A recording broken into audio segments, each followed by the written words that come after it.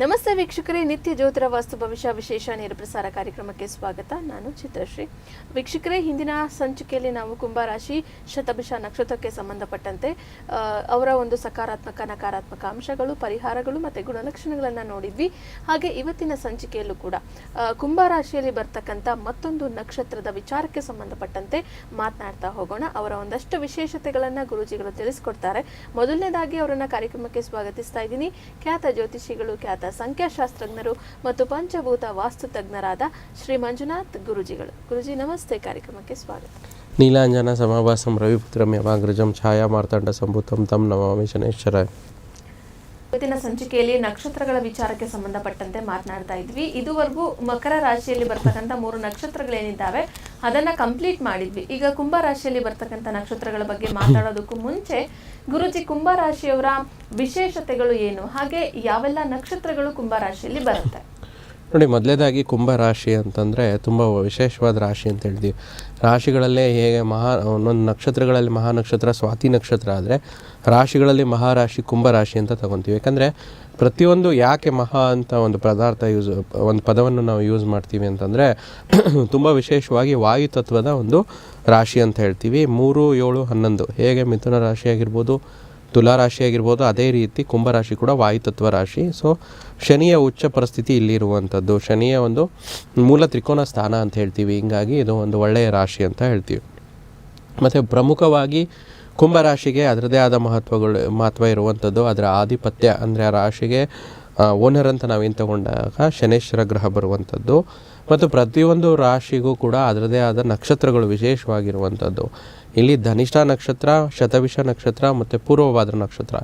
ಧನಿಷ್ಠ ನಕ್ಷತ್ರಕ್ಕೆ ಸಂಬಂಧಪಟ್ಟ ಹಾಗೆ ನಾವು ಧನಿಷ್ಠ ನಕ್ಷತ್ರದ ಹಿಂದಿನ ಒಂದು ರಾಶಿ ಅಂದರೆ ಮಕರ ರಾಶಿಯಲ್ಲಿ ನಮ್ಮ ವೀಕ್ಷಕರಿಗೆ ಅದ್ರ ಬಗ್ಗೆ ತಿಳಿಸ್ಕೊಟ್ಟಿದ್ವಿ. ಸೊ ಅದೇ ರೀತಿ ಕುಂಭ ರಾಶಿಯಲ್ಲಿ ಕೂಡ ಧನಿಷ್ಠ ನಕ್ಷತ್ರ ಬರುತ್ತೆ. ಆ ನಕ್ಷತ್ರ ಹಿಂದಿನ ಎಪಿಸೋಡ್ಗಳಲ್ಲಿ ವೀಕ್ಷಕರು ನೋಡ್ಬೋದು. ಸೊ ಇವತ್ತು ನಾವು ವಿಶೇಷವಾಗಿ ಶತಭಿಷ ನಕ್ಷತ್ರದ ಬಗ್ಗೆ ನೋಡ್ತಾ ಇದ್ದೀವಿ. ತಾವು ಕೇಳಿದ ಹಾಗೆ 3 ವಿಶೇಷ ನಕ್ಷತ್ರಗಳು ಧನಿಷ್ಠ, ಶತಭಿಷ ಮತ್ತು ಪೂರ್ವಭಾದ್ರ ನಕ್ಷತ್ರಗಳು ಕುಂಭರಾಶಿಯಲ್ಲಿ ಬರುವಂಥದ್ದು. ಗುರುಜಿ, ಕುಂಭರಾಶಿಯಲ್ಲಿ ಬರ್ತಕ್ಕಂಥ ನಕ್ಷತ್ರಗಳ ಬಗ್ಗೆ ತಿಳಿಸ್ಕೊಟ್ಟಿದ್ದೀರಾ. ಹಾಗೆ ಕುಂಭರಾಶಿಯ ಸಕಾರಾತ್ಮಕ ಮತ್ತು ನಕಾರಾತ್ಮಕ ಅಂಶಗಳು ಯಾವ ರೀತಿಯಾಗಿರುತ್ತೆ ಅಂತ ಹೇಳಿ ವೀಕ್ಷಕರಿಗೆ ತಿಳಿಸ್ಕೊಡಿ. ನೋಡಿ, ಕುಂಭರಾಶಿ ಅಂದರೆ ತುಂಬ ವಿಶೇಷವಾದ ರಾಶಿ. ನಾನು ಆವಾಗಲೇ ಹೇಳಿದೆ, ಶನೇಶ್ವರ ಗ್ರಹದ ರಾಶಿ ಅಂತ ಹೇಳ್ತೀವಿ. ಶನೇಶ್ವರ ಗ್ರಹ ಅಂತಂದರೆ ನ್ಯಾಯ ಪ್ರಧಾನವಾದ ಗ್ರಹ ಅಂತ ಹೇಳ್ತೀವಿ. ಅಂದರೆ ಸೊ ಪ್ರತಿಯೊಂದು ವಿಚಾರದಲ್ಲಿ ಈ ಒಂದು ನಿಮ್ಮ ಕುಂಭರಾಶಿಯವರು ತುಂಬ ಒಂದು ಎಲ್ಲವನ್ನೂ ಸಮಾನವಾಗಿ ನೋಡುವಂಥ, ಎಲ್ಲರ ಜೊತೆ ಬೆರೆಯುವಂಥ ತುಂಬ ಸ್ನೇಹಿತರನ್ನ ಉಳ್ಳವರಾಗಿರ್ತಾರೆ ಕುಂಭರಾಶಿಯವರು. ಕುಂಭರಾಶಿಯವರಿಗೆ ಬ್ರಹ್ಮಾಂಡವಾದ ಜ್ಞಾನ ಇರುತ್ತೆ.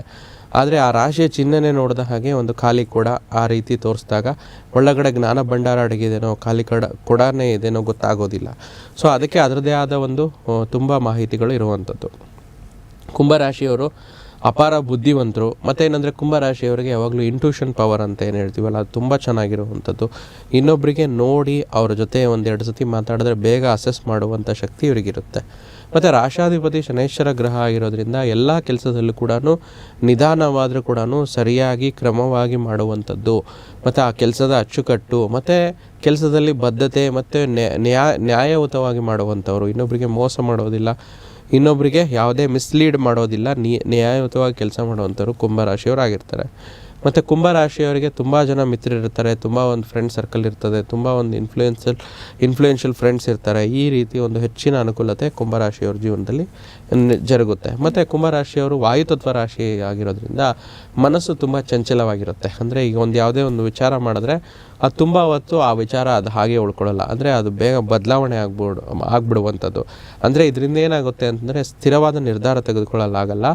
ಆದರೆ ವಾಯುತತ್ವ ರಾಶಿಯಾಗಿರೋದ್ರಿಂದ ಹೆಚ್ಚು ಅನುಕೂಲ ಅಂತ ಹೇಳ್ಬೋದು ಕುಂಭರಾಶಿಯವರಿಗೆ ಈ ವಿಚಾರದಲ್ಲಿ. ಮತ್ತು ಕುಂಭರಾಶಿಯವರಿಗೆ ತುಂಬ ವಿಶೇಷವಾಗಿರುವಂಥ ಗುಣಲಕ್ಷಣಗಳು ಏನಂತಂದರೆ ಹೆಲ್ಪಿಂಗ್, ಅವರು ತುಂಬ ಒಂದು ಸಹಾಯ ಗುಣ ಇರುವಂಥದ್ದು. ಮತ್ತು ಎಲ್ಲರನ್ನೂ ಒಟ್ಟಿಗೆ ತೊಗೊಂಡು ಮುನ್ನಡೆಯುವಂಥದ್ದು. ಕುಂಭರಾಶಿಯವರು ಒಬ್ಬ ಉದ್ಯೋಗಸ್ಥರಾಗಿರಲಿ, ಒಬ್ಬ ವ್ಯಾಪಾರಸ್ಥರಾಗಿರಲಿ, ಮತ್ತು ಒಬ್ಬ ವಿದ್ಯಾರ್ಥಿ ಆಗಿರಲಿ, ಅವ್ರಿಗೆ ಅವ್ರದ್ದೇ ಆದ ಒಂದು ಪ್ರೋಟೋಕಾಲ್, ಅಂದರೆ ಅವ್ರದ್ದೇನೆಂದರೆ ಒಂದು ಶಿಷ್ಟಾಚಾರದ ಪ್ರಕಾರದಲ್ಲಿ ಜೀವನದಲ್ಲಿ ನಡ್ಕೊಂಡು ಹೋಗ್ತಾ ಇರ್ತಾರೆ. ಆಮೇಲೆ ಯಾರಿಗೂ ಅನ್ಯಾಯ ಮೋಸ ಮಾಡೋದಿಲ್ಲ. ಸ್ವಲ್ಪ ರಾಶಿಯವರಿಗೆ ನಿಧಾನ ಏಳಿಗೆ ಅಂತ ಹೇಳ್ತೀವಿ. ಅಂದರೆ ಅವರು ಬೆಳೀತಾ ಅವರು ಒಂದು ಅರ್ನಿಂಗ್ ಆಗಿರ್ಬೋದು, ಅವರ ಒಂದು ವರ್ಚಸ್ಸಾಗಿರ್ಬೋದು, ಅವ್ರದ್ದೇ ಆದ ಒಂದು ಸ್ವಂತ ಖರ್ಚು, ದುಡಿಮೆ, ಅದೆಲ್ಲವೂ ಕೂಡ 36 ವರ್ಷದ ನಂತರನೇ ಇವರಿಗೆ ಲಭಿಸುವಂಥದ್ದು.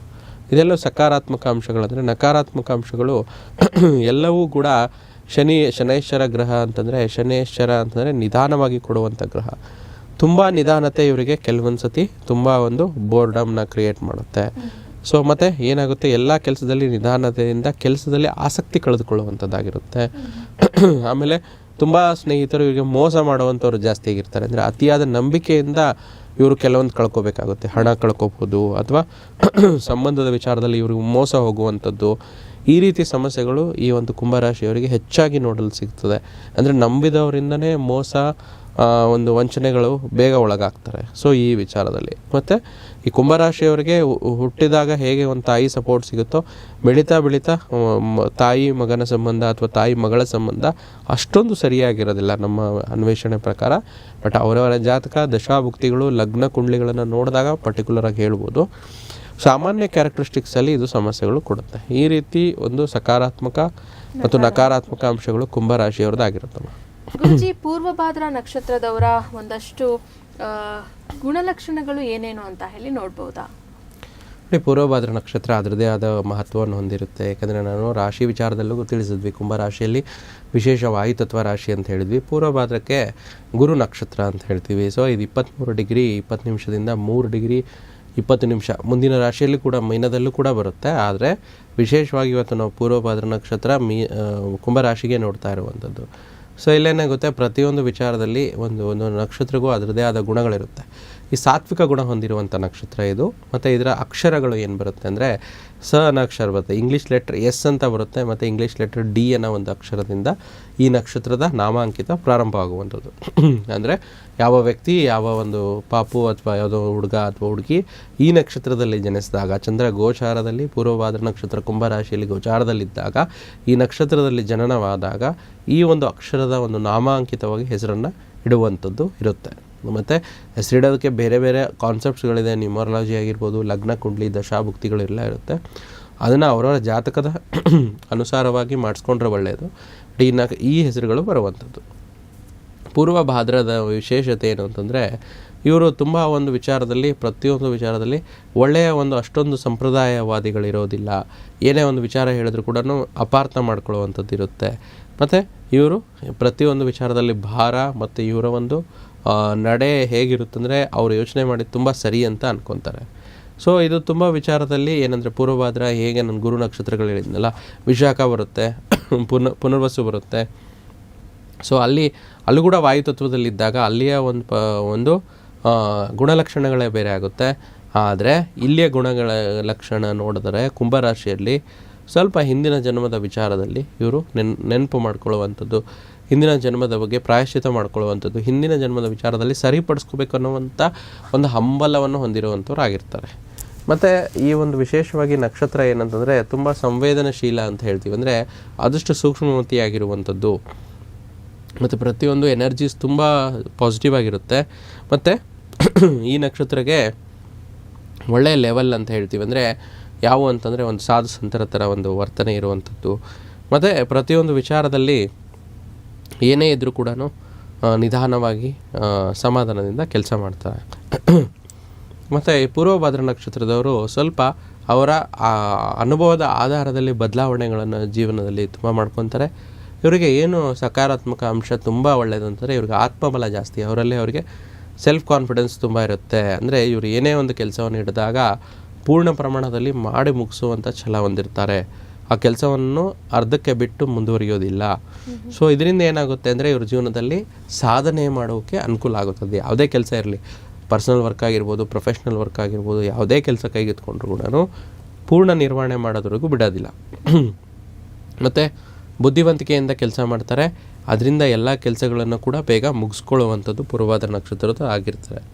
ಮತ್ತು ಇವರು ಸ್ವಲ್ಪ ಪೂರ್ವಭಾದ್ರ ಗುರು ನಕ್ಷತ್ರ ಆಗಿರೋದ್ರಿಂದ ಅವರ ಗುರುಗಳ ಬಗ್ಗೆ ಮತ್ತು ಅವರ ತಂದೆ ತಾಯಿ ಬಗ್ಗೆ, ಅವರ ಒಂದು ಪೂರ್ವಿಕರ ಬಗ್ಗೆ ಅಥವಾ ಅವರ ದೊಡ್ಡವರ ಬಗ್ಗೆ ತುಂಬ ಕಾಳಜಿಯನ್ನು ಹೊಂದಿರ್ತಾರೆ. ಸೊ ಇದರಿಂದ ಏನಾಗುತ್ತೆ, ಅವರಲ್ಲಿರುವಂಥ ಬದಲಾವಣೆ ಇವರಿಗೂ ಕೂಡ ಬದಲಾವಣೆಯನ್ನು ತರುವಂಥದ್ದು. ಮತ್ತು ಪ್ರತಿಯೊಂದು ವಿಚಾರದಲ್ಲಿ ಈ ಒಂದು ಪೂರ್ವಭಾದ್ರ ನಕ್ಷತ್ರದವರು ಸ್ವಲ್ಪ ನಾವು ಹೀಗೆ ಜ್ಯೋತಿಷ್ಯ ಮತ್ತು ವಾಸ್ತು ಈ ರೀತಿ ಒಂದು ವಿದ್ಯೆಗಳು, ರಹಸ್ಯ ವಿದ್ಯೆಗಳಂತ ಹೇಳ್ತೀವಲ್ಲ, ಸೊ ಯಾರು ಪೂರ್ವಭಾದ್ರ ನಕ್ಷತ್ರದವ್ರಿಗಿರುತ್ತೋ ಅವರಿಗೆ ಸ್ವಲ್ಪ ಕಲಿಯುವ ಆಸಕ್ತಿ, ಈ ಒಂದು ರಹಸ್ಯ ವಿದ್ಯೆಗಳು, ಜ್ಯೋತಿಷ್ಯ, ವಾಸ್ತು, ಸಂಖ್ಯಾಶಾಸ್ತ್ರ, ಹಸ್ತ ಸಾಮುದ್ರಿಕ ಕಲಿಯುವ ಆಸಕ್ತಿ ತುಂಬ ಇರುತ್ತೆ. ಮತ್ತು ಒಂಥರ ತುಂಬ ಬುದ್ಧಿವಂತರು ಅಂತ ಹೇಳ್ಬೋದು. ಮತ್ತು ಇವರ ವಿಚಾರದಲ್ಲಿ ನೋಡಬೇಕು ಅಂತಂದರೆ ಆದಷ್ಟು ಇವರು ತುಂಬ ಕಾಳಿ ಮಾತೆಗೆ, ದುರ್ಗೆಯ ಪೂಜೆ ಆಲ್ರೆಡಿ ಮಾಡ್ತಾ ಇರ್ತಾರೆ. ಆ ಎನರ್ಜಿ ತುಂಬ ಇಷ್ಟಪಡ್ತಾರೆ.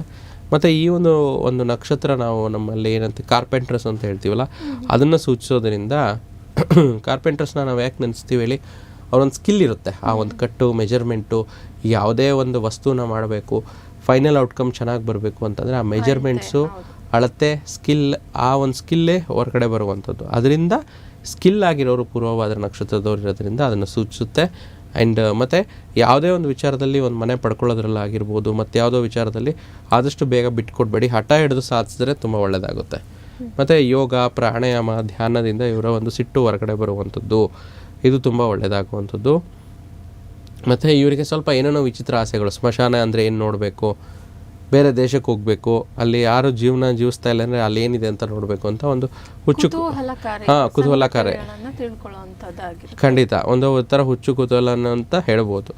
ಮತ್ತು ಈ ನಕ್ಷತ್ರದಲ್ಲಿ ಸೂರ್ಯ ಮತ್ತು ಮಂಗಳನ ಯುತಿ ಏನಾದರೂ ಆದರೆ ಇವರು ತುಂಬ ಒಂದು ವ್ಯತಿರಿಕ್ತವಾಗಿರುವಂಥ ಪರ್ಸನಾಲಿಟಿ, ಅಂದರೆ ಇವ್ರದ್ದೇ ಆದ ಒಂದು ಪರ್ಸನಾಲಿಟಿ ಬೇರೆ ಥರ ಇರುತ್ತೆ.